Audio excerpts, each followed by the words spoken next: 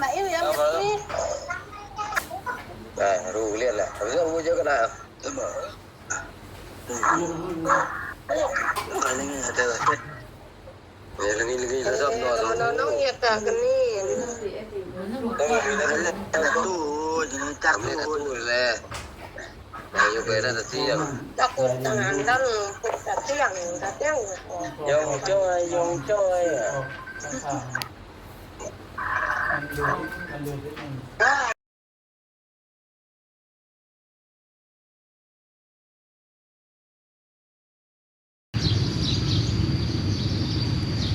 กราบทักทายสบายดีและสวัสดีเด้อ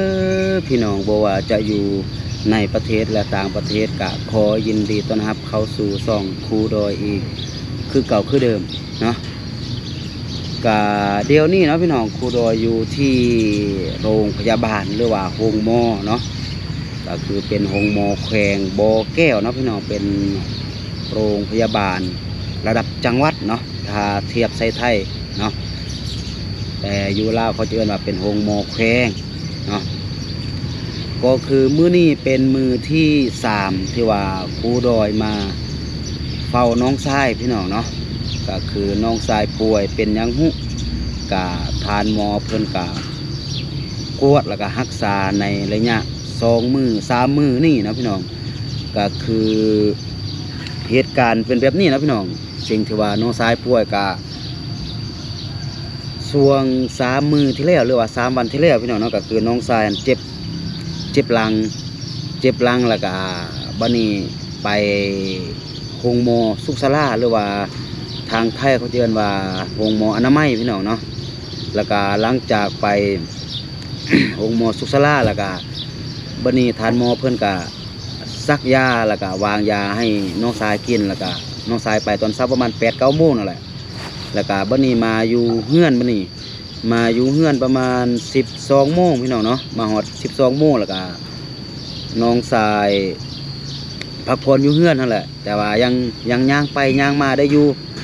แล้วก็ฮอดประมาณ12 โมงแล้วก็น้องชายมานั่งบัดนี้มานั่งแล้วก็บัดนี้อยู่แล้วก็แบบรู้สึกว่าตัวเองหั่นอ่อนแห้งนะพี่น้องเนาะแล้วแบบยกขาบ่ได้ยกตีนยกมือบ่ได้พี่น้องเนาะแล้วก็เลยตัวเองจะลุกก็ลุกบ่ได้เฮ็ดไปเฮ็ดมาก็คือนั่งบ่ได้ก็คือล้มเนาะก็คือล้มเทื่อที่1ล้มเทื่อที่1แล้วก็แบบเอาตัวเองขึ้นพยายามเอาตัวเองขึ้นเพื่อที่ว่าจะนั่งหั่นน่ะเนาะแล้วก็ขึ้นบ่ได้ก็ล้มเทื่อที่2แต่ว่าเป็นนั่งเนาะพี่น้องเนาะนั่งแล้วก็ล้มแบบนี้น่ะแบบว่าบ่มีเหือบ่มีแห้งเนาะแล้วก็พยายามจะเอาตัวเองขึ้นมาเพื่อที่ว่าจะมานั่งคือเก่าหั่นน่ะเนาะแล้วก็แบบพยายามลุกขึ้นมาแบบ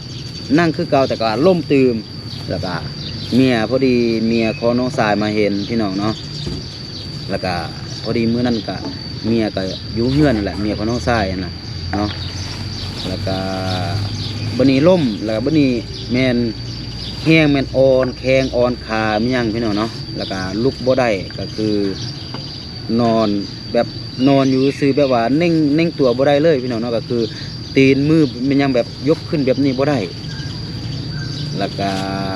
น้องไผ่ก็เลยโทรหาครูดอยบอกว่าเดี๋ยวนี้น้องชายนี่คือป่วยหนัก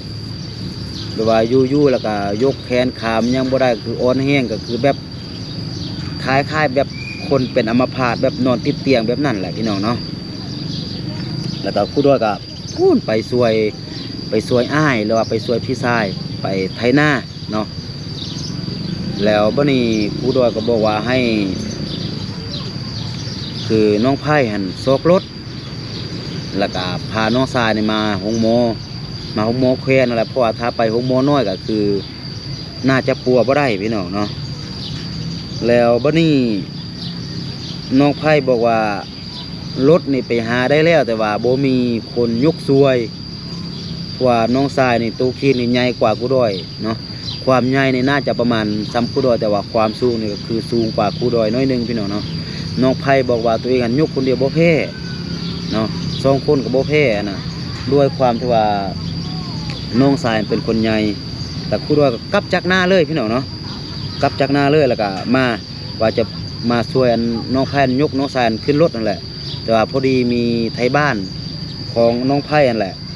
กลับมาจากการไปไฮไปนาเนาะน้องไผ่ก็ไปลัดรถเพิ่นแล้วก็หาเพิ่นมายุกซวยแล้วก็พอดีเร่งมาฮอดห้องหมอแขวงเนาะแล้วก็ครูดอยก็ตามมาอยู่ห้องหมอแขวงก็คือครูดอยมาฮอดก็คือครูดอยตกใจพี่น้องน้ำตาจนมาออกเลยเห็นสภาพของน้องสายก็คือเน่งติงไม่ยังบ่ได้พี่น้องเนาะก็คือหน้านี่ก็คือจืดเลือกแบบหน้านี่คือแบบบ่คือคนเลยพี่น้องเนาะเปลี่ยนเป็นคนละคนต่างจากน้องสายครูดอยเลยกับคือหน้านี่ก็คือแบบต่างจากแบบเป็นคนละคนเลยบ่คือคนเลยคือหน้านี่คือเป็นคือแบบบ่มีเลือดบ่มีมันยังเลยนะพี่น้องเนาะถูกครูดอยมาเบิ่งอันน้องไผ่ก็ให้พี่น้องเนาะน้องไผ่ก็ให้เพราะว่าย่านว่าน้องชายเป็นแบบนี้เป็นแบบนั้นเนาะครูดอยก็บ่สร้างจะว่าแนวใดก็บอกว่าบ่เป็นหยังว่าฮอดมือของฐานโมแล้วก็คิดว่ามันสิดีนะเนาะแล้วก็ บัดนี้มาห้องหมอกะฐานหมอเพิ่นก็เอาเข้าห้องฉุกเฉินเลยพี่น้องเนาะแล้วก็มื้อนี้ก็เป็นมือที่3ที่ว่าครูดอยมาเฝ้าก็คือมื้อนี้นี่ไข้น้อยนึงพี่น้องเนาะมือวานมือซื่นนี่ก็คือนอนติดเตียงเลยพี่น้องเนาะก็คือขยับตัวขยับคิงมันยังกะขยับบ่ได้เนาะแล้วก็คือไปห้องน้ำไปห้องมันยังกะครูดอยกับน้องไผ่แหละกับอ้ายเนาะพี่น้องเนาะก็คือไปห้องน้ำไปมันยังก็คือต้องได้หามเข้านะพี่น้องเนาะก็คือบ่สร้างลุกบ่สร้างนั่งพี่น้องเนาะก็คือนอนติดเตียงอย่างเดียวแต่ว่ามื้อนี้อาการเริ่มดีขึ้นน้อยนึงพี่น้องเนาะตามที่ว่าครูดอยคิดว่ามารักษาอยู่ห้องหมอแขวงนี่ถ้าหากว่าอาการมันบ่ดีหรือว่าอาการมันบ่ไข้บ่ดีขึ้นเลยนะครูดอยคิดว่ามือนี่แล้วก็ครูดอยจะเฮ็ดเรื่องก็คือคอย้ายแล้วก็จะไปรักษาอยู่ทางฝั่งไทยแต่ว่ามามื้อนี้แล้วก็อาการของน้องสายก็ดีขึ้นน้อยนึงพี่น้องเนาะครูดอยคิดว่าอีก 3-4 มื้อก็น่าจะดีแบบนี้พี่น้องเอ้ยก็บ่ฮู้ว่ามันเป็นพยาธิหยังก็คือมันเจ็บกระทันหันแล้วก็แบบมันฟุบบัดเดียวเลยหั่นน่ะก็บ่ฮู้ว่าจะรักษาแนวใดก็มาฮอดมือหมอก็ไว้ใจหมอพี่น้องก็ทานหมอเพิ่นก็รักษาไปตามแต่ละขั้นตอนแต่ละมื้อก็คือเจาะเลือด2 เทื่อ 3 เทื่อพี่น้องเพื่อที่ว่าไปกวดทั้งเลือดแล้วก็ทั้งคือนำปัสสาวะไปพร้อมนะก็คือไปกวดแล้วก็มื้อนี้พี่น้องเนาะมื้อนี้เป็นมื้อวันจันทร์แล้วก็ทานหมอใหญ่หรือว่าด็อกเตอร์สิมาพี่น้องเนาะเพราะว่ามื้อซื่อนี่ก็คือเป็นมื้อวันเสาร์มื้อวันอาทิตย์พี่น้องเนาะแล้วก็ทานหมอใหญ่เพิ่นก็บ่อยู่แล้วก็มื้อนี้ด็อกเตอร์เพิ่นจะมากวดด้วยตนเองเนาะแล้วก็จะมาอธิบายว่าเป็นพยาธิเป็นหยังเจ็บเป็นหยังแล้วก็ต้องรักษาแนวใดต้องอยู่แนวใดแล้วก็ต้องกินอาหารเป็นหยังแดที่ว่ามันจะคล่ำหรือว่ามันจะดีกินนะเนาะกะตัวนี้ครูดอยอยู่ตัวหน้าห้องหมอนี่พี่น้องเนาะกะมันมีเสียงที่ว่ารบกวนก็คือรถเข้าออกพี่น้องเนาะกะต้องกราบขอโทษขออภัยเนาะที่ว่าเสียงมันอาจจะบ่ค่อยชัดเจนปานใดเพราะว่าครูดอยบ่ได้ใส่ไม้เนาะพี่น้องเพราะว่าครูดอยยังบ่มีไม้เทื่อ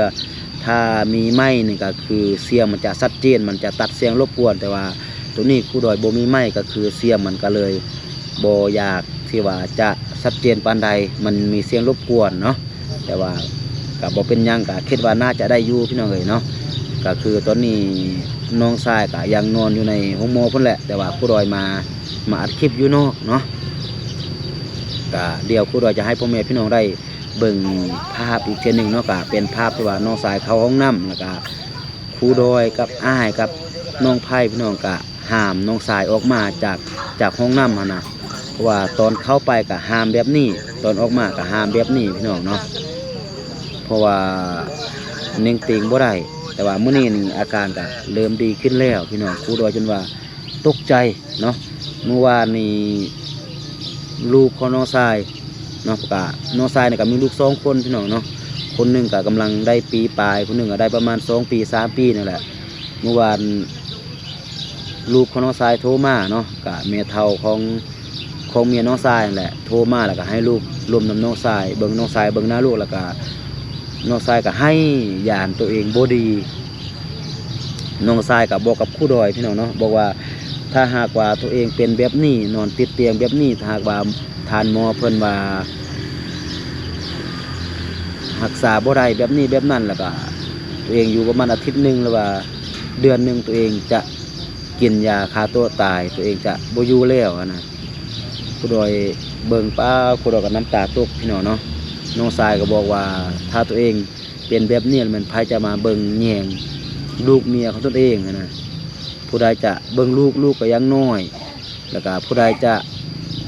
ซอกเงินเนาะแล้วก็ผู้ใดจะเบิ่งลูกผู้ใดก็อกใจพี่น้องเนาะเจอแต่เรื่องแบบนี้นะ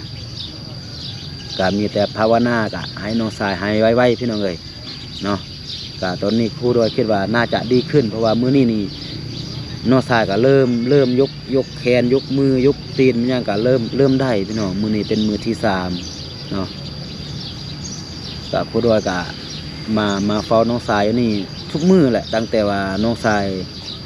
ป่วยตั้งแต่ว่าน้องชายเจ็บนะเพราะว่าอยากมาอยู่นำน้องชายอยากมาให้กำลังใจอยากมา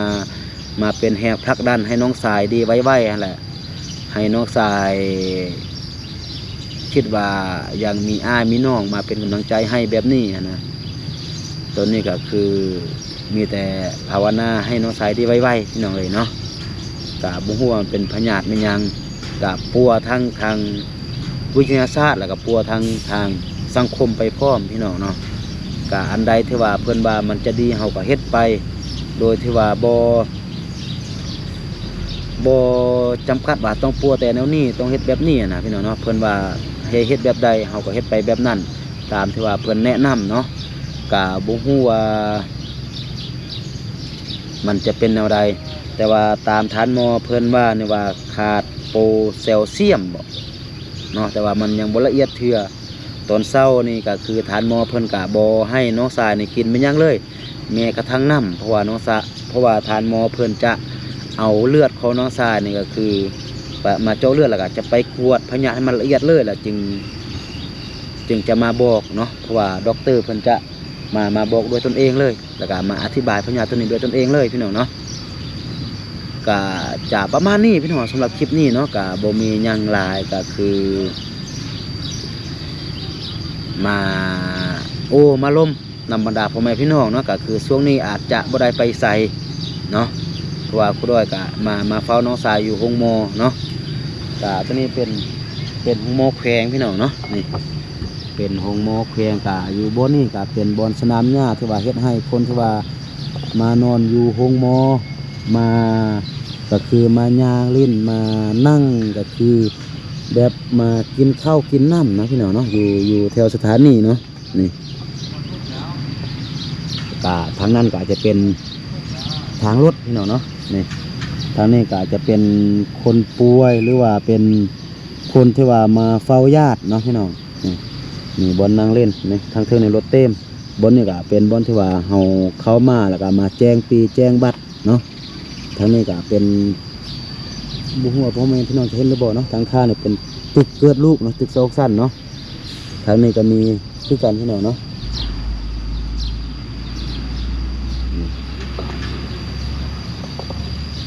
คนหลายพี่น้องเนาะมื้อนี้นี่มื้อวันจันทร์แต่ว่ามื้อวันเสาร์มื้อวันอาทิตย์นี่บ่มีคนเนาะคนน้อยแต่ว่ามื้อ